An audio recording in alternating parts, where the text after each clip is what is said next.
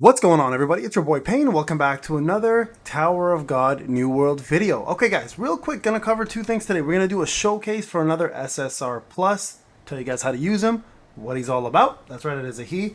It is the man actually on the screen, and that is none other than the SSR Plus Data Zahard. Now, before we get in there, I just want to say this has been an absolute blessed free-to-play account. I know normally I don't have this kind of luck in games, so it's been an absolute pleasure getting as many of these units as I have been getting. So let me just show you guys real quick where I'm at in terms of my account.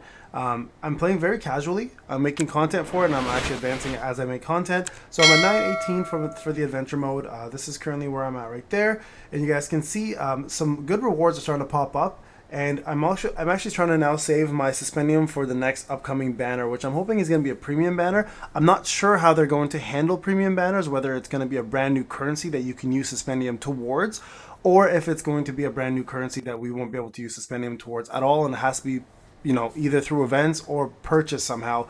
So that brand new banner will dictate how the future of this game is going to go. I believe it's very important that they get this right, because if they don't, sorry guys, give me a sec here. If they don't get it right, we're going to see a lot of people leaving, because a lot of people unfortunately think this game is pay to win. I don't agree with that yet. It is extremely expensive, I will say that. And being a former whale from many games, I looked at some of these packages, my mind was absolutely blown. And I've seen the top accounts here, and let me tell you, these guys are dropping insane amount of money. So Netmarble is making a really good amount of money right now on this game.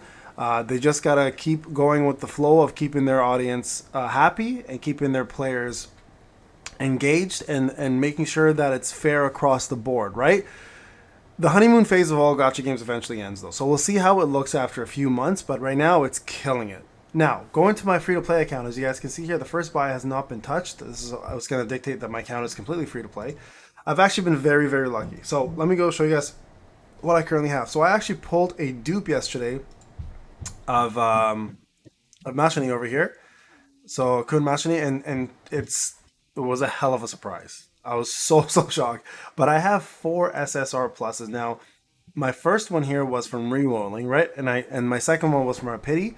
This one was pity as well. He was actually just a random plus the times 10 summons that they gave us throughout this event. So I got super lucky. And then she was the times 10 summons from the event as well. So I got very, very lucky with my SSR pluses. So as you can see here, the rest of my units are kicking around roughly about 4 dupes.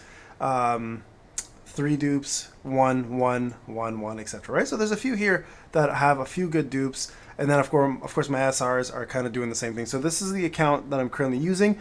I showed you guys where I'm at in terms of adventure. I can actually push further, but I want to show you guys Data Zahard and how good he is and why he's one of the better tanks in the game, and warriors in the game as well too. And then just so you guys see my trial area, I'm at 31 across the board, except for these two here, 21, 21, which they'll come up, I believe, today. So I'll be able to finish this one.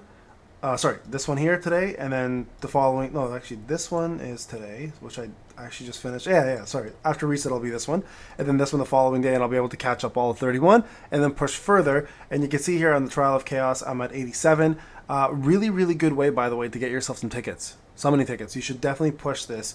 I'm going to be going further on this as much as I can, and this is the team I'm using, and it's done like wonders for me. Double the power, triple the power. I've been able to beat a lot of content. But let's go to the second part of the video. I just want to show you guys my account. Now let's talk about the other showcase that I want to do here, okay? So this is my character here. You can see here, 44,000, not the greatest gear. I'm trying to get all my units A gear, but it's taking time. I'm going through the idle aspect of things, so I'm hoping it's just some RNG.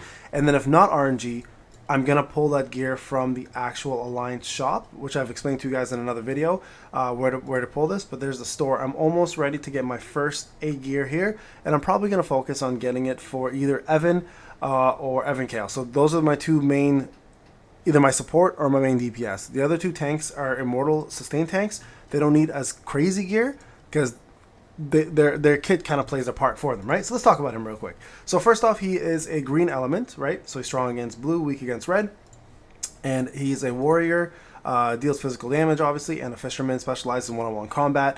So let's take a look at his skills real quick, and we'll take a look at the exclusive equipment as well. Okay, so first off, skills.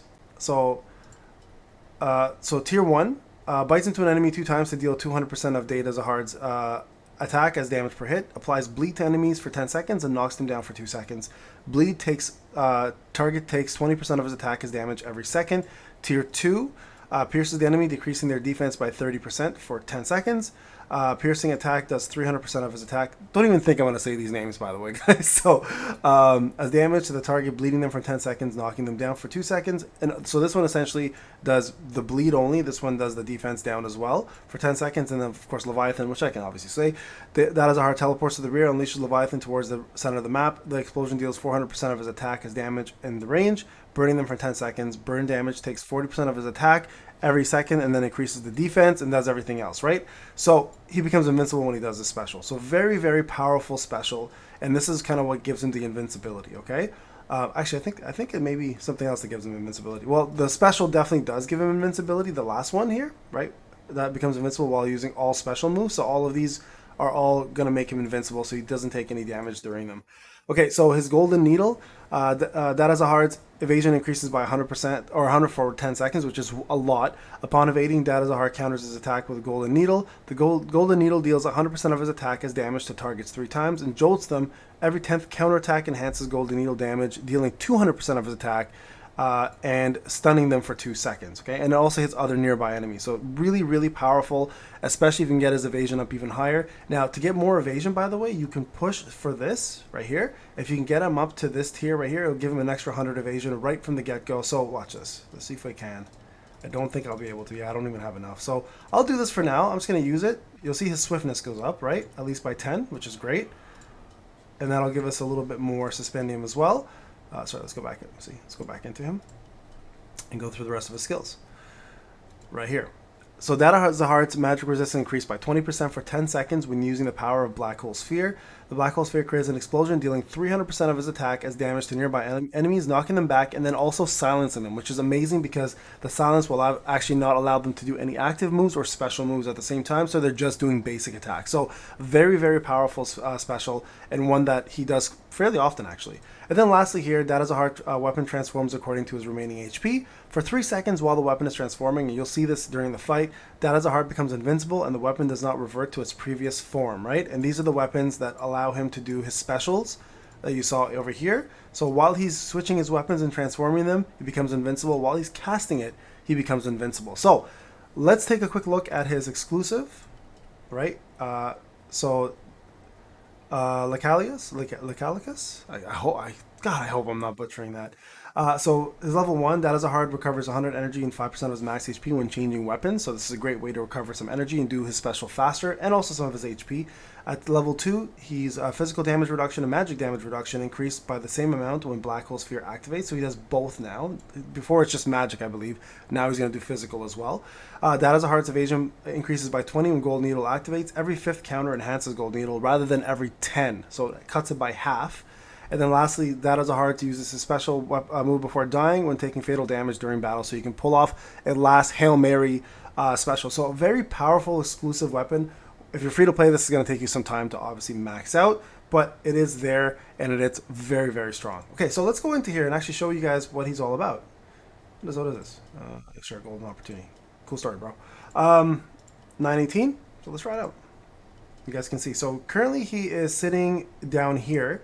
I'll put him up here for now. Okay, so we'll do this little swapperoo. You guys can see here. Actually, you know what? Maybe we'll put him here and we'll put Evan there.